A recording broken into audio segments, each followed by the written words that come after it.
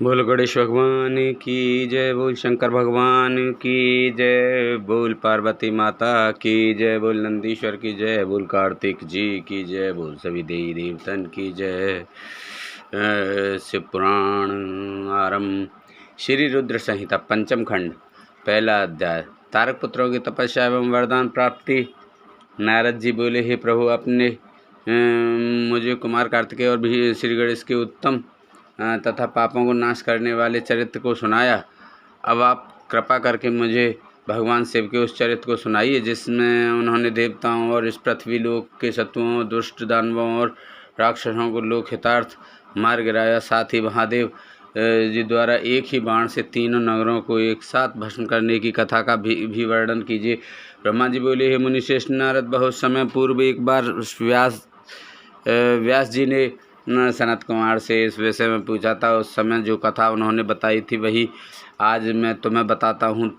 जब देवताओं की रक्षार्थ भगवान शिव के पुत्र कार्तिकेय द्वारा तारकासुर का वध कर दिया गया, तब उसके तीनों पुत्र तारकाक्ष, विद्युन्माली और कमलाक्ष को बहुत दुख हुआ। वे तीनों ही महान बलशाली, जितेंद्रिय, सत्यवादी, संयमी, वीर और साहसी थे, परंतु अपने पिता तारकासुर का वध देवताओं द्वारा होने के कारण उनके मन में देवताओं के लिए रोष उत्पन्न हो गया। तब उन तीनों ने अपना राजपाट त्याग कर मेरु पर्वत की एक गुफा में जाकर उत्तम तपस्या करनी शुरू कर दी।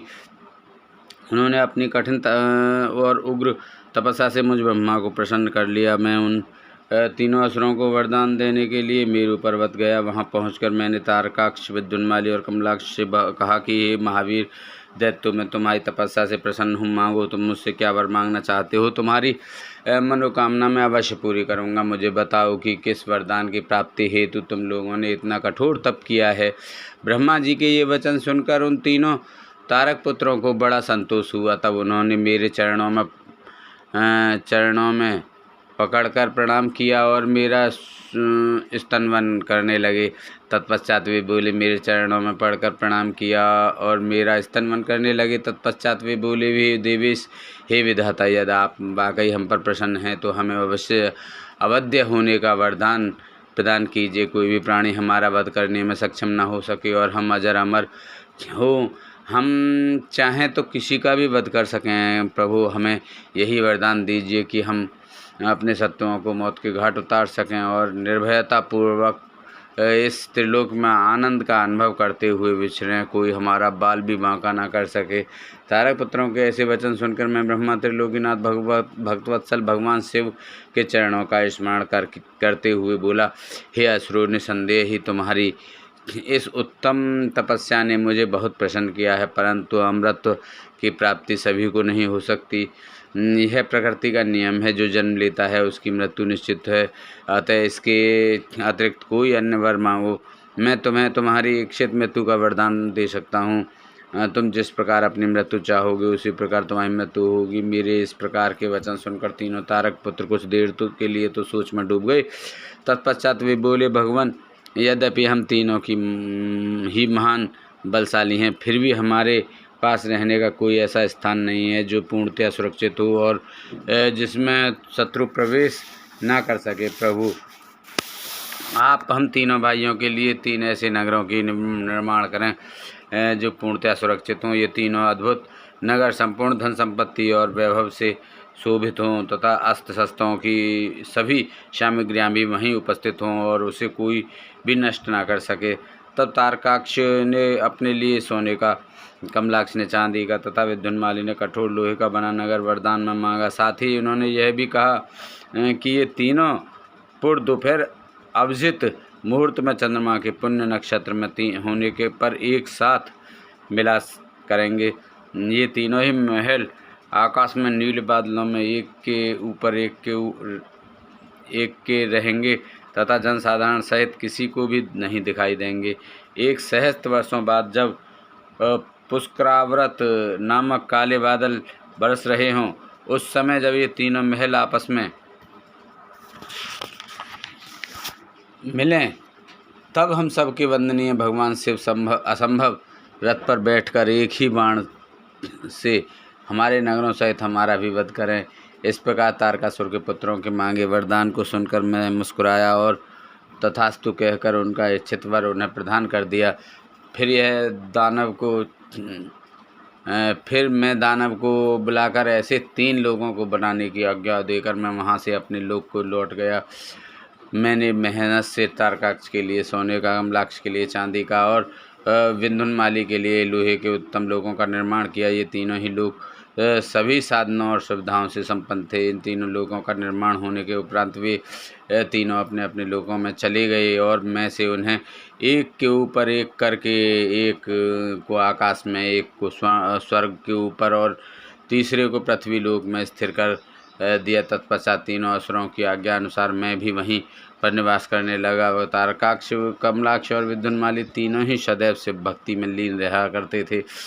इस प्रकार वे तीनों ही असुर अब आनंदपूर्वक अपने अपने लोकों में सुखों को भोगने लगे। दूसरा अध्याय, देवताओं की प्रार्थना। नारद जी बोले, हे पिताश्री, जब तारकासुर के तीनों पुत्र तारकाक्ष, कमलाक्ष और विंध्यामाली आनंदपूर्वक अपने अपने लोकों में निवास करने लगे, तब फिर आगे क्या हुआ? ब्रह्मा जी बोले, हे नारद, तारका पुत्रों के तीनों लोकों के अद्भुत तेज से दग्ध होकर सभी देवतागण देवराज इंद्र के साथ दुखी अवस्था में ब्रह्मलोक में मेरे शरण में आए। वहाँ मुझे नमस्कार करके पश्चात देवताओं ने अपना दुख बताना शुरू किया। वे बोले, हे विधाता, त्रिपुरों के स्वामी तारकाक्ष, कमलाक्ष और विंध्यामाली नामक तीनों तारका पुत्रों ने हम सभी देवताओं को संतप्त कर दिया है। भगवान, अपनी रक्षा के लिए हम सभी आपकी शरण में आए हैं। प्रभु, आप हमें उनके वध का कोई उपाय बताइए ताकि हम अपने दुखों को दूर करके पुनः पहले की भांति अपने लोक में सुख से रह सकें। यह सुनकर मैंने उनसे कहा, हे देवताओं, तुम्हें इस प्रकार उन तारक पुत्रों से डरने की कोई आवश्यकता नहीं है। तुम्हारी इच्छा के अनुसार मैं तुम्हें उनके वध का उपाय बताता हूँ। उन तीनों की ही असुरों को मैंने वरदान प्रदान किया है, अतः मैं उनका वध नहीं कर सकता। इसलिए तुम सब भगवान शिव की शरण में जाओ, वे ही तुम्हारी इस दुख की घड़ी में सहायता करेंगे। तुम उनके पास जाकर उन्हें प्रसन्न करो। तो मुझ ब्रह्मांड के ये वचन सुनकर सभी देवता अपने स्वामी देवराज इंद्र के नेतृत्व में भगवान शिव के पास कैलाश पर्वत पर पहुँचे। वहाँ सबने भक्ति भाव से भगवान शिव को प्रणाम किया और उनकी स्तुति करने लगे। तत्पश्चात देवता बोले, हे महादेव जी, तारकासुर के तीनों पुत्रों ने हमें परास्त कर दिया है। यही नहीं, उन्होंने सभी ऋषि मुनियों को भी बंदी बना लिया है। वे उन्हें यज्ञ नहीं करने देते हैं। चारों ओर हाहाकार मचा हुआ है। उन्होंने इस त्रिलोक को अपने वश में कर लिया है और पूरे संसार को नष्ट करने में लगे हुए हैं। ब्रह्मा जी द्वारा इन तीनों की अवध्य होने का वरदान मिला है। इसी कारण वे तीनों बलशाली दानव मदाद हो चुके हैं और मनुष्यों और देवताओं को तरह तरह से प्रणाम कर रहे हैं। हे भक्तवत्सल, हे करुणा निधान, हम सब परेशान होकर आपकी शरण में इस आशा के साथ आए हैं कि आप हम सबकी उन तीनों असुरों से रक्षा करेंगे तथा इस पृथ्वी और स्वर्ग को उनके आतंकों से मुक्ति दिलाएंगे। भगवान, इससे पहले कि वे इस जगत का ही विनाश कर दें, आप उनसे हम सब की रक्षा करें। तीसरा अध्याय, भगवान शिव का देवताओं को विष्णु के पास भेजना। ब्रह्मा जी बोले, हे नारद, इस प्रकार सब देवताओं ने त्रिलोकीनाथ भगवान शिव को इन तीनों तारक पुत्रों के आतंक के विषय में सब कुछ बता दिया। तब सारी बातें सुनकर भगवान शिव बोले, हे देवताओं, मैंने तुम्हारे कष्टों को जान लिया है। मैं जानता हूँ कि तारकाक्ष, कमलाक्ष और विंध्यामाली ने तुम्हें बहुत परेशान किया हुआ है, परंतु फिर भी वे तीनों पुण्य कार्यों में लगे हुए हैं। वे तीनों मेरे भक्त हैं और सदा मेरे ध्यान में निमग्न रहते हैं। भला मैं अपने भक्तों को कैसे मार सकता हूँ? वे तीनों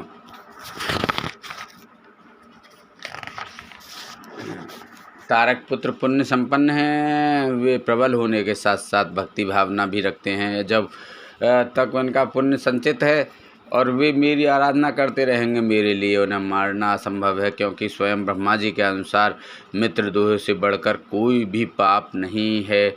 जब वे तीनों असुर नियम पूर्वक मेरी पूजा आराधना करते हैं, तो मैं क्यों बिना किसी ठोस कारण से उनका वध करूं?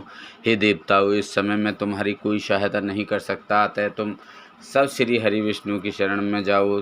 अब वे ही तुम्हारा उद्धार करेंगे। भगवान शिव की आज्ञा पाकर सभी देवताओं ने उन्हें पुनः हाथ जोड़कर प्रणाम किया और श्री हरि विष्णु से मिलने के लिए उनकी निवास वैकुंठ लोक की ओर चल पड़े।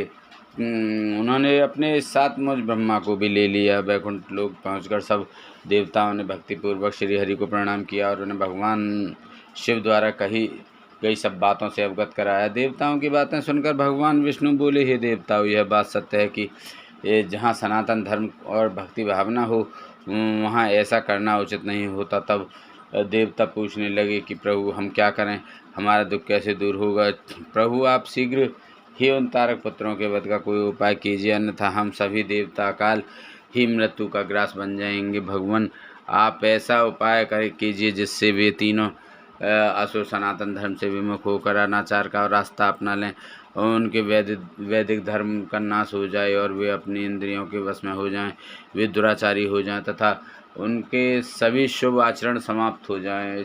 तब देवताओं की इस प्रार्थना को सुनकर भगवान श्री हरि विष्णु एक पल के सोच में डूब गए। तत्पश्चात बोले, तारक पुत्र तो स्वयं भगवान शिव के भक्त हैं, परंतु फिर भी जब तुम सब मेरी शरण में आए हो तो मैं तुम्हें निराश नहीं करूँगा, तुम्हारी सहायता अवश्य ही करूँगा। तब श्री हरि विष्णु ने मन ही मन यज्ञों का स्मरण किया। उनका स्मरण होते ही यज्ञगण तुरंत वहाँ उपस्थित हो गए। वहाँ श्री हरि को नमस्कार करके उन्होंने पूछा कि प्रभु, आपने हमें यहाँ क्यों बुलाया है। तब श्री हरि मुस्कुराए और बोले कि हम तुम्हारी सहायता की आवश्यकता है, इसलिए हमने तुम्हारा स्मरण किया है। तब वे देवराज इंद्र से बोले कि हे देवराज, आप त्रिलोक की विभूति के लिए यज्ञ करें। यज्ञ के द्वारा ही तारक पुत्रों के तीनों पुरों नगरों का विनाश हो सकेगा। भगवान श्री हरि विष्णु के ये वचन सुनकर सभी देवताओं ने आनंद पूर्वक विष्णु जी का धन्यवाद किया और उन्हें प्रणाम करके पश्चात यज्ञ के ईश्वर की स्तुति करने लगे।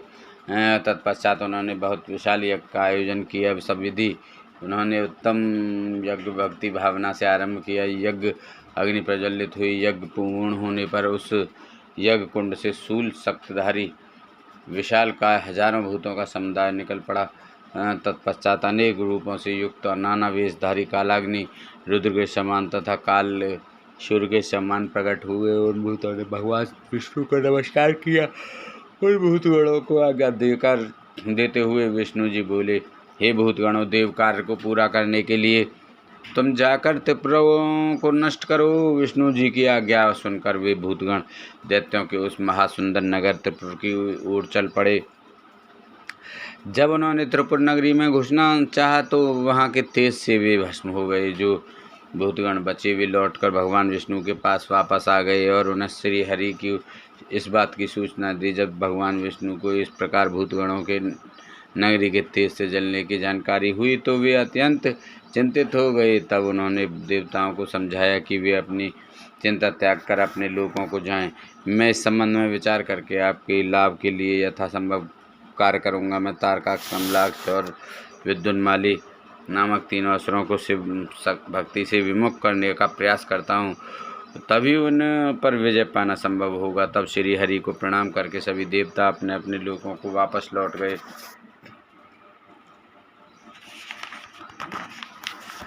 चौथा अध्याय, नास्तिक शास्त्र का प्रादुर्भाव। ब्रह्मा जी नारद से बोले। तब भगवान श्री हरि विष्णु ने अपनी आत्मा के तेज से अत्यंत तेजस्वी एक मायावीर पुरुष प्रकट किया। उसका सिर मुड़ा हुआ था।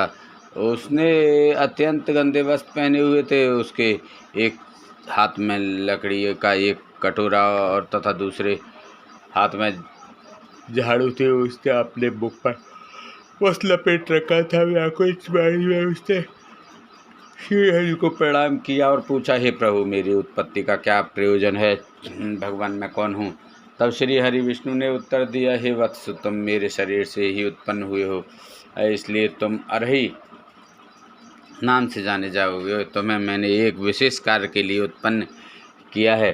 तुम बड़े मायावी हो। तुम्हें एक ऐसे शास्त्र की रचना करनी है जिसमें 16,000 श्लोक होंगे, जिसमें वर्णाश्रम धर्म की जानकारी होगी तथा जिसमें अपभ्रंश शब्दों व कर्म विभाग की भी व्याख्या की गई होगी। विष्णु जी के इन वचनों को सुनकर हरि ने उन्हें प्रणाम किया और बोला कि मेरे लिए अब क्या आज्ञा है। तब श्री हरि ने उसे माया से रचित तो वह अद्भुत शास्त्र पढ़ाया, जिसका मूल यह था कि स्वर्ग नरक सब यही है, उनका अलग से कोई भी अस्तित्व नहीं है। तब विष्णु ने हरि को आज्ञा दी कि वह सब दैत्यों को जाकर शास्त्र पढ़ाए और उनकी बुद्धि का नाश करे। इस प्रकार यह शास्त्र पढ़कर त्रिपुरों में तमोगुण की वृद्धि होगी, जो उनके विनाश का कारण सिद्ध होगी। मेरी कृपा से तुम्हारे इस धर्म का विस्तार होगा। तत्पश्चात तुम मरुस्थल में निवास करना। तुम्हारा कार्य कलयुग में आने पर ही पुनः आरंभ होगा।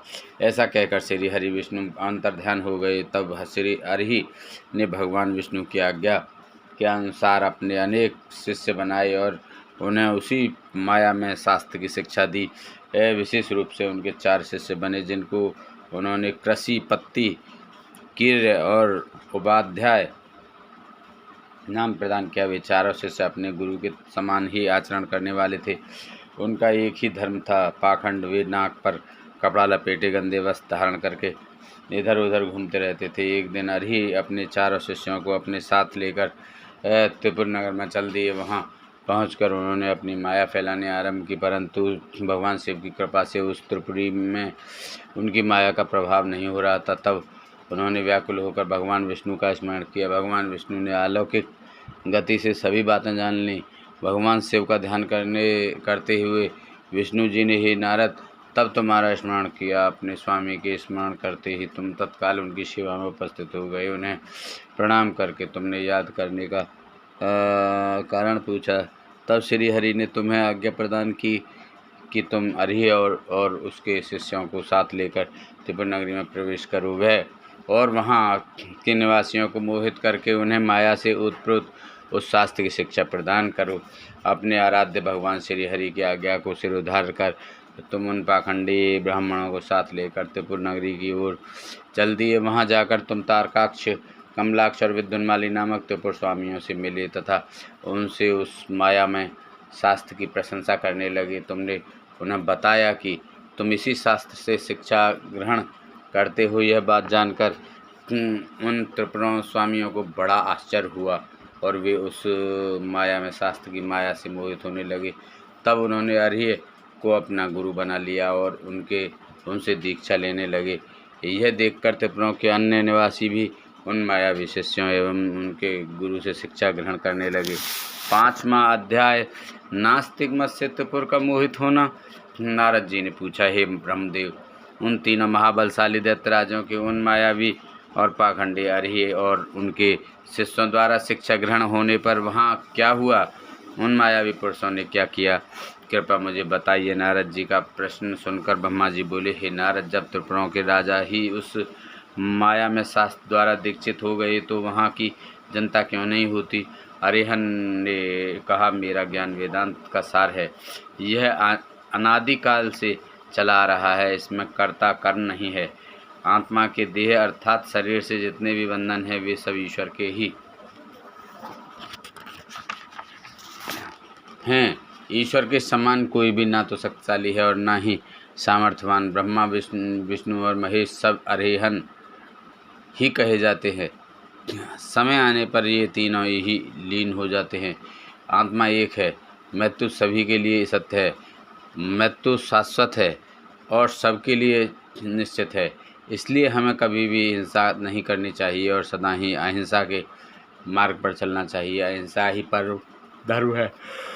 किसी को दुख पहुंचाना महापाप है। इसलिए हमें कमियों और दुर्बलों को नहीं सताना चाहिए। दूसरों को क्षमा करना ही सबसे बड़ा गुण है। इसलिए सदा अहिंसा का मार्ग अपनाना चाहिए।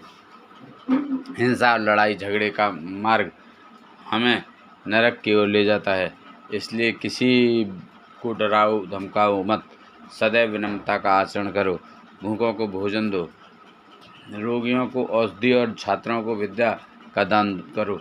भक्ति के साथ उपासना करो। आडंबरों की कोई आवश्यकता नहीं होती। मन को शुद्ध रखो तथा 12 स्थानों की पूजा करो, जिनमें 5 कर्मेंद्रियाँ, 5 ज्ञानेंद्रियाँ तथा मन व बुद्धि सम्मिलित हैं। इसी धरा पर ही स्वर्ग और नरक दोनों स्थित हैं। अतः अनावश्यक रूप से उनकी कामना मन में लेकर अपने को कष्ट देना पूर्णतः गलत है। शांति और सुखपूर्वक मरना ही मोक्ष की प्राप्ति है। स्वर्ग की प्राप्ति की इच्छा मन में लेकर हवन की अग्नि में तिल, घी और पशु की बलि देना कहाँ की मानवता है। इस प्रकार उन असुर राजाओं को अपना जीवन दर्शन सुनाकर अरे उस पुर के निवासियों से बोले कि मनुष्य को सुखपूर्वक निवास करना चाहिए। आनंद ही ब्रह्म है और परम ब्रह्म की प्राप्ति सिर्फ एक कल्पना है। तभी कहता हूँ कि जब तक आपका शरीर स्वस्थ और समर्थ है, अपने सुख का मार्ग ढूंढकर उसका अनुसरण करो, अन्यथा शीघ्र ही तुम पर बुढ़ापा आ जाएगा और तुम्हारा शरीर नष्ट हो जाएगा। इसलिए ज्ञानियों को स्वयं अपने सुख की खोज करनी चाहिए। मेरी इस बात का समर्थन वेद भी करते हैं। मनुष्य को जाति पाति के बंधनों से में फंसकर कभी किसी को कम नहीं समझना चाहिए। सृष्टि के आरंभ में ब्रह्मा जी की उत्पत्ति हुई। उनके दक्ष और मरीच नामक 2 पुत्र हुए। मरीच के पुत्र कश्यप जी ने दक्ष की 13 कन्याओं का धर्म से विवाह कराया।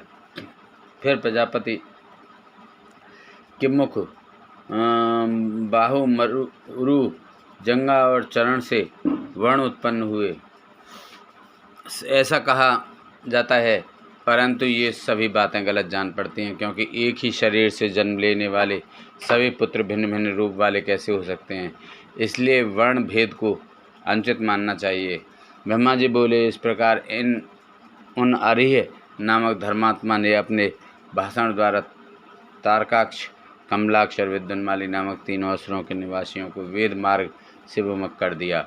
साथ ही उन्होंने पतिव्रता स्त्रियों के पतिव्रता धर्म और पुरुष के जितेंद्रिय धर्म को अस्वीकार कर दिया। उन्होंने धर्म, यज्ञ, तीर्थ, श्रद्धा और धर्मशास्त्रों का भी खंडन किया। विशेष रूप से उन्होंने भगवान शिव की पूजा न करने के लिए सभी को प्रोत्साहित किया और सब देवताओं के पूजन और आराधना को व्यर्थ बताया। इस प्रकार उन अरिह ने पुर के वासियों को अपने झूठे धर्म और पाखंड से मोहित कर दिया। इस प्रकार वहाँ अधर्म फैल गया।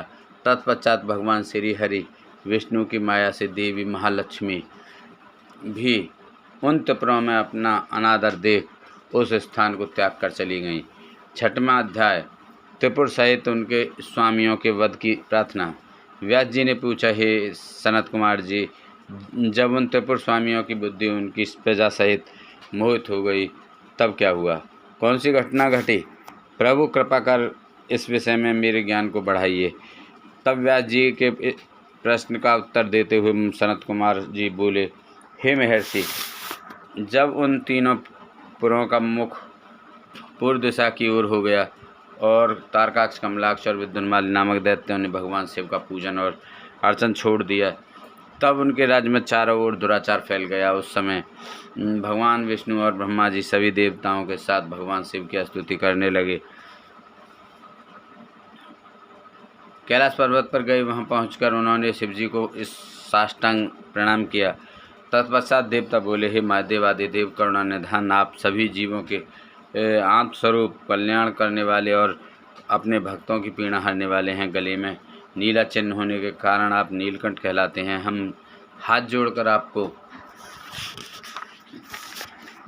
प्रणाम करते हैं। आप सब प्राणियों एवं देवताओं के लिए वंदनीय हैं तथा सबकी बाधाओं और विपत्तियों को दूर करते हैं। भगवान, आप ही रजोगुण, तमोगुण, सतोगुण के आश्रय से ब्रह्मा, विष्णु और महेश के अवतार धरकर जगत की सृष्टि, पालन और संहार करते हैं। आप ही अपने भक्तों को इस भवसागर से पार कराने वाले हैं।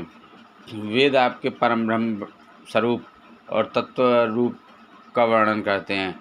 आप सर्वव्यापी, सर्वात्मा और इन तीनों लोकों के अधिपति हैं। आप सूर्य से भी अधिक तेजस्वी और दीप्तिमान हैं। हम आपको नमस्कार करते हैं। आप ही हम इस प्रकृति के प्रवर्तक हैं तथा सब प्राणियों के शरीर में रहते हैं। ऐसे परमेश्वर को हम प्रणाम करते हैं। हे शिव शंभो, तारकाक्ष, कमलाक्ष और विद्युन्माली नामक त्रिपुर स्वामियों ने हम देवताओं को अनेकों प्रकार से परेशान कर प्रताड़ित किया है। वे देवताओं का विनाश करने के लिए उन्मुख हैं। हे प्रभु, हम आपकी शरण में आए हैं। भगवान, उन असुरों का विनाश करके हमारी रक्षा कीजिए। इस समय तीनों असुरों ने धर्म मार्ग को छोड़ दिया है और नास्तिक शास्त्र का पालन कर रहे हैं। आपकी इच्छा के अनुसार तारकाक्ष, कमलाक्ष और विद्युन्माली तीनों धर्म कर्म से विमुख हो गए हैं, अतः अब आप उनका वध कर सकते हैं। कर देवताओं को मुक्ति दिलाइए। इस प्रकार कहकर सभी देवता चुप हो मस्तक झुकाकर खड़े हो गए। तब भगवान शिव बोले, हे देवताओं, तारकाक्ष, कमलाक्ष और विद्युन्माली तीनों ही यद्यपि धर्म से विमुख होकर धन, वैभव और ऐश्वर्य रूप में डूबकर सब कुछ भूल गए हैं, परंतु फिर भी वे मेरे असीम भक्त रहे हैं। जब भगवान विष्णु ने उन त्रिपुर स्वामियों को वहाँ की प्रजा के साथ मोहित कर धर्म कर्म से विमुख कर ही दिया है, तो वे स्वयं ही उनका वध क्यों नहीं कर देते। शिव जी के ये वचन सुनकर ब्रह्मा जी बोले, हे परमेश्वर, आप भक्तवत्सल हैं, पाप आपसे कोसों दूर भागता है। प्रभु, आपकी आज्ञा के बिना इस जगत में पत्ता तक नहीं हिलता।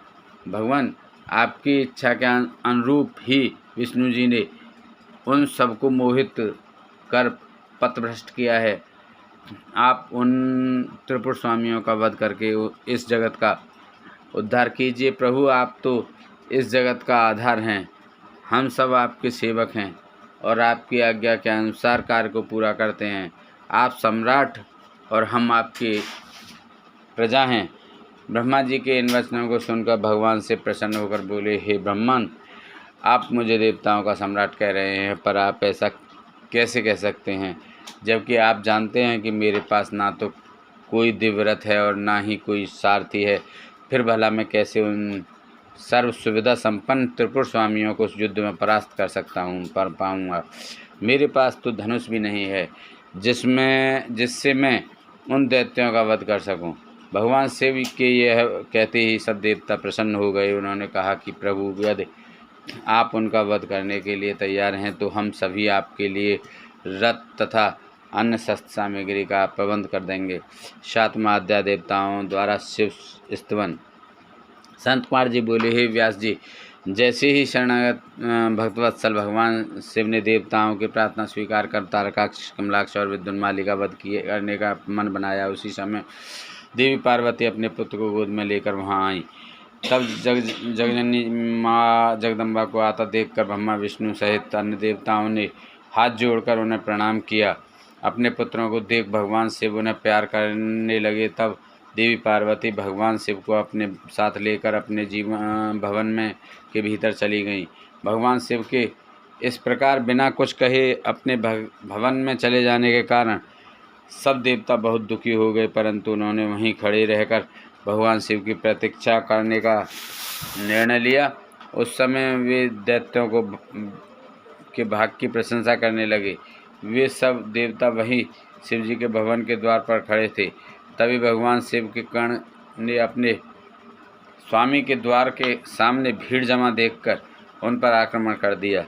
देवता उस अनजान खतरे से संभल ना सके और अपने प्राणों की रक्षा के लिए इधर उधर दौड़ने लगे। कई साधु और ऋषिगण गिर पड़े, चारों ओर हाहाकार मच गया। तब भयभीत होकर सब देवता भगवान श्री हरि विष्णु की शरण में गए।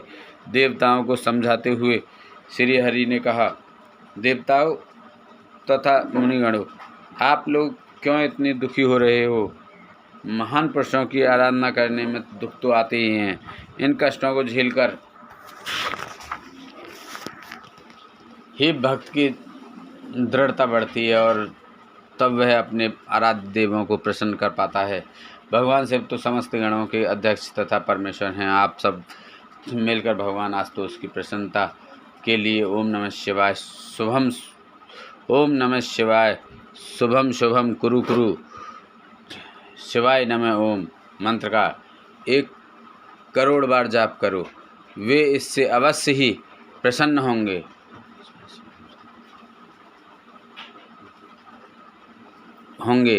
और हमारा कार्य पूरा करेंगे। भगवान श्री हरि विष्णु के इन वचनों को सुनकर सभी देवता बहुत प्रसन्न हुए और सहर्ष भगवान शिव की आराधना करने लगे। अपने कार्य की सिद्धि के लिए उन्होंने 1 करोड़ बार विष्णु जी द्वारा बताए गए मंत्र का जाप करना आरंभ कर दिया। जैसे ही उनकी यह आराधना संपन्न हुई भगवान शिव उनके सामने प्रकट हो गए।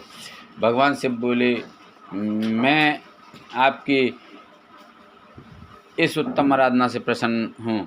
आप अपना इच्छित वर मांगे। प्रभु के ये वचन सुनकर देवता बोले, हे देवादिदेव, हे जगदीश्वर, आप सबके कल्याण करता हैं। भगवान हम पर कृपा कर हमारी रक्षा कीजिए। आप त्रिपुर स्वामियों का वध करके हमें भय से मुक्ति दिलाइए।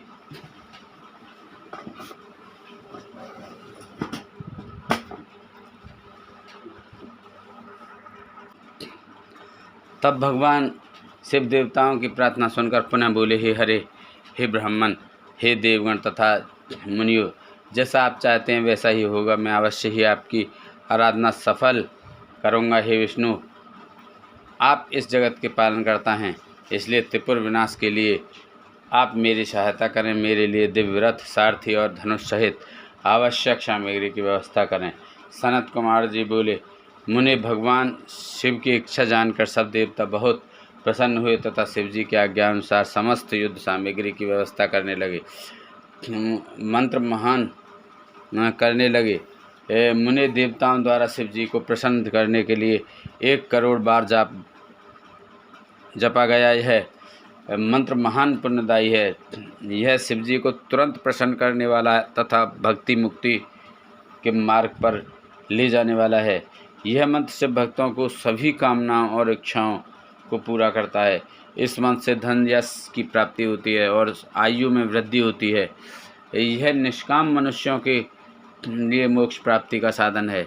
जो मनुष्य भक्ति भाव और शुद्ध हृदय से इस मंत्र को जपता है, उसकी सभी अभिलाषाएं भक्तवत्सल कल्याणकारी भगवान शिव अवश्य ही पूरी करते हैं। बोल शंकर भगवान की जय। 8वां अध्याय, दिव्य रथ का निर्माण। व्यास जी ने संत कुमार जी से पूछा, हे सनत कुमार जी, आप अत्यंत बुद्धिमान और सर्वज्ञ हैं। आपने मुझे अद्भुत शिव कथा सुनाने की कृपा की है। मुनि, जब भगवान शिव ने देवताओं के अभिष्ट कार्यों को पूरा करने के लिए त्रिपुर स्वामियों का वध करने हेतु विष्णु जी से दिव्य रथ का निर्माण करने के लिए कहा, तब विष्णु जी ने क्या किया? दिव्य रथ का निर्माण किसने और कैसे किया? सूत जी बोले, हे मुनि, व्यास जी की यह बात सुनकर सनत कुमार जी ने भगवान शिव के चरणों का ध्यान करके कहा, भगवान शिव के लिए दिव्य रथ के निर्माण करने के लिए देवताओं ने अपने शिल्पी विश्वकर्मा को बुलाकर उन्हें कार्य सौंपा। तब भगवान शिव के अनुरूप ही विश्वकर्मा ने उनके लिए रथ का निर्माण किया। उस रथ के समान कोई दूसरा रथ नहीं था। वह दिव्य रथ सोने का बना हुआ था। उस रथ के दाएं पहिए में सूर्य और बाएं पहिए में चंद्रमा लगे हुए थे। सूर्य के पहिए में 12 अर्रे लगे हुए थे, जो कि 12 महीनों का प्रतिनिधित्व कर रहे थे। चंद्रमा के पहिए में लगे 16 अर्रे चंद्रमा की 16 कलाओं का प्रदर्शन कर रहे थे। ब्रह्मांड में विद्यमान अश्विनी आदि 27 नक्षत्र उस रथ के पीछे के भाग की शोभा बढ़ा रहे थे। 6 ऋतु सूर्य और चंद्रमा के बने पहियों की धुरी बनी। अंतरिक्ष रथ के आगे का भाग और मदराचल पर्वत उस रथ में बैठने का स्थान बना तथा संवत्सर रथ का वेग बनकर उसे गति प्रदान करने लगा। इंद्रियां उस दिव्य रथ को चारों ओर से सुसज्जित किए थीं तथा श्रद्धा रथ की चाल बनी। वेदों के अंग रथ के भूषण और तथा पुराण, न्याय, मीमांसा तथा धर्मशास्त्र आदि रथ की शोभा बढ़ाने लगे। महान तीर्थ पुष्कर दिव्य रथ की ध्वज पताका बनकर फैलने लगा। विशाल समुद्रों ने रथ के बाहरी भाग का निर्माण किया। गंगा, यमुना आदि पवित्र नदियां स्त्री रूप धारण कर रथ में चमर झुलाने लगीं। स्वयं ब्रह्मा जी उस दिव्य रथ में सारथी बनकर भगवान शिव की सेवा में उपस्थित हुए तथा ओंकार उनके रथ का चाबुक बना। आकार विशाल छत्र बनकर रथ को शोभित करने लगा। भगवान शिव के धनुष का निर्माण करने हेतु शैलराज हिमालय स्वयं धनुष बने तो नागराज उस धनुष के लिए प्रतंचा बने। देवी सरस्वती धनुष की घंटा तथा भगवान श्री हरि बाण बने। और अग्निदेव ने बाण की नोक में अपनी शक्ति डाली। ऋग्वेद, सामवेद, यजुर्वेद तथा अर्थवेद उस दिव्य रथ में घोड़े बनकर जुट गए। वायुदेव बाजा बजाने लगे। उस दिव्य रथ में इस ब्रह्मांड की हर वस्तु उपयोगिता बढ़ा रही थी। इस प्रकार देवताओं के शिल्पी विश्वकर्मा ने उस उत्तम दिव्य रथ का निर्माण किया। नवा अध्याय, भगवान शिव की यात्रा। सनत कुमार जी बोले, हे महर्षि, भगवान शिव के लिए बनाया गया वह दिव्य रथ अनेकानेक आश्चर्यों से युक्त था। विश्वकर्मा द्वारा बनाया गया वह रथ ब्रह्मा जी ने भगवान शिव को समर्पित कर दिया। तत्पश्चात श्री हरि, विष्णु, ब्रह्मा जी और सभी देवता एवं ऋषि मुनि कल्याणकारी भगवान शिव की प्रार्थना करने लगे। उन्होंने भगवान शिव को दिव्य रथ पर आरूढ़ किया। स्वयं ब्रह्मा जी उस रथ के सारथी बने। भगवान शिव के रथ पर आरूढ़ होते ही चारों दिशाओं में मंगल गान होने लगे, पुण्य वर्षा होने लगी। ब्रह्मा जी ने सर्वेश्वर शिव की आज्ञा लेकर रथ को आगे बढ़ाया। वह उत्तम दिव्य रथ भगवान शिव को लेकर विद्युत की गति से आकाश में उड़ने लगा। जब भगवान शिव का वह दिव्य रथ तेजी से आकाश में मार्ग से होता हुआ उन त्रिपुरों की ओर जा रहा था, तो बीच मार्ग में ही कल्याणकारी देवादिदेव भगवान शिव ब्रह्मा जी से बोले, हे विधाता, तारकाक्ष, कमलाक्ष और विद्युन्माली नामक परम बलशाली राक्षसों का वध करने के लिए मुझे उनके समान ही शक्ति चाहिए। वे तीनों असुर पहले मेरे परम भक्त थे, परंतु श्री हरि की माया से मोहित होकर उन्होंने भक्ति मार्ग को त्याग दिया है। अब उन त्रिपुर स्वामियों में तामसिक प्रवृत्ति बढ़ गई है, पशुत्व बढ़ गया है। अतः उन तीनों दैत्यों का संहार करने के लिए मुझे भी पशुओं की सी शक्ति की आवश्यकता होगी। अतः आप सब देवता पशुत्व की वृद्धि करने हेतु पशुओं का आधिपत्य मुझे प्रदान करें, तभी उन असुरों का वध हो पाएगा। भगवान शिव के इस प्रकार के वचन सुनकर सभी देवता चिंतित हो गए और सोच में डूब गए। पशुत्व की बात सुनकर उनका मन अप्रसन्न हो गया। देवताओं को सोच में देखकर भक्तवत्सल भगवान शिव को स्थिति समझते देर न लगी। वे देवताओं की चिंता तुरंत समझ गए। देवताओं से भगवान शिव ने कहा, देवताओं, इस प्रकार दुखी मत हो, मैं तुम्हारे दुख का कारण समझ गया हूँ। तुम लोग यह कदापि मत सोचो कि पशुत्व से तुम्हारा पतन हो जाएगा। मैं तुम्हें पशुत्व से मुक्ति का मार्ग बताता हूँ। हे देवताओं, जो भी पवित्र मन और स्वच्छ निर्मल हृदय एवं उत्तम भक्ति भावना से दिव्य पाशुपत व्रत को पूरा करेंगे, वे सदा सदा के लिए पशुत्व से मुक्त हो जाएंगे। तुम्हारे अतिरिक्त जो मनुष्य ही पाशुपत व्रत का पालन करेंगे, उन्हें भी पशुत्व से मुक्ति मिल जाएगी। हे देवताओं, नित्य ब्रह्मचर्य का पालन करते हुए 12, 6 अथवा 3 वर्षों तक पाशुपत व्रत का पालन करने से सभी मनुष्य एवं देवताओं को पशुत्व से हमेशा के लिए मुक्ति मिल जाएगी तथा मोक्ष की प्राप्ति होगी। उसका कल्याण होगा, क्योंकि पाशुपत व्रत परम कल्याणकारी है। भगवान शिव के इन वचनों को सुनकर ब्रह्मा जी, श्री हरि, विष्णु एवं सभी देवता बहुत प्रसन्न हुए और देवादिदेव भक्तवत्सल भगवान शिव की जय जयकार करने लगे। भगवान शिव के इन वचनों को सुनकर ब्रह्मा जी, श्री हरि एवं सभी देवता बहुत प्रसन्न हुए और देवादिदेव भक्तवत्सल भगवान शिव की जय जयकार करने लगे। तब सब देवता प्रसन्नतापूर्वक अपने अभिष्ट कार्य की सिद्धि के लिए पशु बन गए। तभी से सदा से पशुपति नाम से जगत में विख्यात हुए। उनका पशुपति नाम अत्यंत कल्याणकारी एवं अभिष्ट की सिद्धि देने वाला है। उस समय भगवान शिव के स्वरूप को देखकर सभी देवता एवं ऋषिगण बहुत प्रसन्न हुए। तत्पश्चात भगवान शिव ने अन्य देवताओं के साथ त्रिपुर की ओर प्रस्थान किया। उस समय सारे देवता अपने हाथों में हल, मूसल, भुसुंडी और अनेक प्रकार के अस्त्र शस्त्र धारण करके हाथी, घोड़े, सिंह, रथ और बैलों पर सवार होकर चल दिए। भगवान शिव की जय जयकार करते हुए भी आगे बढ़ते जा रहे थे। आकाश में उन पर फूलों की वर्षा हो रही थी। कल्याणकारी भगवान शिव के साथ उनके केश विगतवास, महाकेश, महाज्वर, सोमवल्ली, सवर्ण, सोमप, सनक, सोमध्रक, सूर्यवर्चा, सूर्यपेक्षणक, सूर्याक्ष, सूर्यनामा, सुर, सुंदर, प्रस्कंद, कुंदर, चंड, कंपन, अतिकंपन, इंद्र, इंद्रजय, यंता, हिमकर, शताक्ष, पंचाक्ष, सहस्त्राक्ष, महोदर, सतीजहु, सतास्य, रंक, कपूरपूतन, द्विशिख, त्रिशिख, अहंकार कारक, अजवक्त्र, अष्टवक्त्र, हैवक्त्र, अर्धवक्त्र आदि महावीर बलशाली गणाध्यक्ष उनको घेर कर चल रहे थे। इस प्रकार देवादिदेव भगवान शिव शंकर के साथ ब्रह्मा जी, श्री हरि, विष्णु, देवराज, इंद्र सहित अनेकों देवता, ऋषि, मुनि, साधु, संत भी अपने अपने वाहनों पर आरूढ़ होकर त्रिपुरों के स्वामियों के व त्रिपुरों का संहार देखने हेतु उनके साथ साथ चल दिए। 10वां अध्याय त्रिपुरासुर वध। सनत कुमार जी बोले, हे जब युद्ध की सामग्रियों को साथ में लेकर भगवान सदाशिव अपने दिव्य रथ पर में बैठकर आकाश मार्ग से उन त्रिपुरों के निकट पहुंच गए, तब उन्होंने उन त्रिपुरों का उनके स्वामियों के साथ विनाश करने के लिए रथ के शीर्ष स्थान पर चढ़कर अपने परम दिव्य धनुष पर प्रत्यंचा चढ़ाई, परंतु उनका बाण धनुष से नहीं निकला और वे उसी प्रकार उस स्थान पर स्थित हो गए। वे इसी प्रकार अनेक वर्षों तक वहीं खड़े रहे, क्योंकि गणेश जी उनके अंगूठे के अग्रभाग में खड़े होकर उनके कार्य में विघ्न डाल रहे थे, इसलिए ही तीनों पुरों का नाश नहीं हो पा रहा था।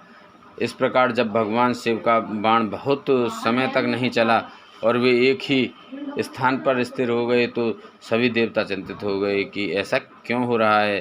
तभी वहाँ आकाशवाणी हुई, है ऐश्वर्यशाली देवादिदेव सर्वेश्वर कल्याणकारी शिव शंकर, जब तक आप गणेश जी का पूजन नहीं करेंगे तब तक त्रिपुरों का संहार नहीं कर पाएंगे। आकाशवाणी के वचनों को सुनकर सभी को बड़ा संतोष हुआ। तब अपने कार्यों को यथाशीघ्र पूरा करने के लिए भगवान शिव ने भद्रकाली को बुलाया। विधि विधान से सबने मिलकर अग्रपूज्य भगवान श्री गणेश का पूजन संपन्न किया। पूजन संपन्न होते ही विघ्न विनाशक गणपति प्रसन्न होकर उनके मार्ग से हट गए और उन्होंने कार्य में आने वाले सभी विघ्नों को दूर कर दिया। उनके हटते ही भगवान शिव को तारकाक्ष, कमलाक्ष और विद्युन्माली के तीनों नगर सामने नजर आने लगे। तीनों पुर कालवश शीघ्र ही एकता को प्राप्त हुए, अर्थात मिल गए। ब्रह्मा जी द्वारा प्रदान किए गए वरदान के अनुसार उनके अंत का यही समय था जब त्रिपुर आपस में मिल जाएं। त्रिपुरों को मिला देख सभी देवता बहुत प्रसन्न हुए। वे प्रसन्न होकर भगवान शिव की जय जयकार के नारे लगाने लगे। तब ब्रह्मा और विष्णु ने ब्रह्मा महेश्वर से कहा कि हे देवादिदेव तारकासुर के इन तीनों दैत्य पुत्रों के वध का समय आ गया है। तभी ये तीनों पूर्व मिलकर परस्पर एक हो गए हैं। इससे पहले कि ये तीनों पुर फिर से अलग हो जाएं, आप इन्हें भस्म कर दीजिए और हमारे कार्य को पूर्ण कीजिए। तब भगवान शिव ने ब्रह्मा जी और श्री हरि की प्रार्थना स्वीकार करके अपने दिव्य धनुष पर पाशुपतास्त्र नामक बाण चढ़ाया। उस समय अभिजित मुहूर्त था। विशाल धनुष की टंकार से पूरा ब्रह्मांड गूंज उठा। तब भगवान शिव ने तारकाक्ष, कमलाक्ष और विद्युन्माली को ललकार कर उन पर करोड़ों सूर्य के समान प्रकाशवान पाशुपतास्त्र छोड़ दिया। उस बाण की नोक पर स्वयं अग्निदेव विराजमान थे। उन विष्णु में अग्निबाणों ने त्रिपुरवासियों को दग्ध कर दिया, जिससे देखते ही देखते वे तीनों पुर एक साथ ही समुद्र से घिरी भूमि पर गिर पड़े। सैकड़ों असुर उस अग्निबाण से जलकर भस्म हो गए। चारों ओर हाहाकार मच गया। तब तारकाक्ष अपने भाइयों सहित जलने लगा। तब उसे यह एहसास हुआ कि यह सब भगवान शिव की भक्ति से विमुख होने का परिणाम है। तब उसने मन ही मन अपने आराध्य भगवान शिव का स्मरण किया और रोने लगा। तारकाक्ष बोला, हे भक्तवत्सल, कृपा निधान, करुणा निधान भगवान शिव, यह तो हम जानते ही हैं कि आप हमें भस्म कर किए बिना नहीं छोड़ेंगे। फिर भी प्रभु, हम आपकी कृपा चाहते हैं, अतः आप हम पर प्रसन्न होइए। भगवान, जो मृत्यु असुरों के लिए दुर्लभ है, वह हमें आपकी कृपा से प्राप्त हुई है। प्रभु, बस आप हमारी आपसे